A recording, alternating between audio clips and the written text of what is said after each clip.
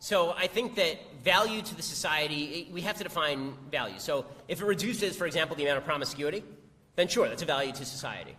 Right? Less promiscuity means generally less sexually transmitted disease, so that would be a value to society. But that is not a value that you can necessarily measure within marriage, because there are many different types of marriage, unfortunately, and monogamy is not always the way that marriage is run. Ask Dan Savage. So, as far as gay marriage providing a benefit to the state, the only benefit that I can see is if presumably you can make maybe an argument that people who are locked into a monogamous relationship are more likely to be solid citizens, basically, less likely to sleep around, less likely to be profligate with their money because they're saving up for things.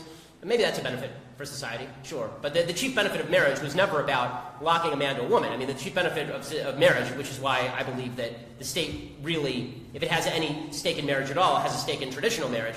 The chief benefit of marriage, always and for all of history, was the production and rearing of children, which is not something that gay couples can do naturally, obviously, for obvious biological reasons. So that's why there is a valuable distinction between straight marriage and gay marriage. But my perspective on gay marriage, as you allude to it, is that the government should get completely out of this business, because number one, the government is terrible at actually making marriage something worthwhile. I mean, it's failed at that dramatically.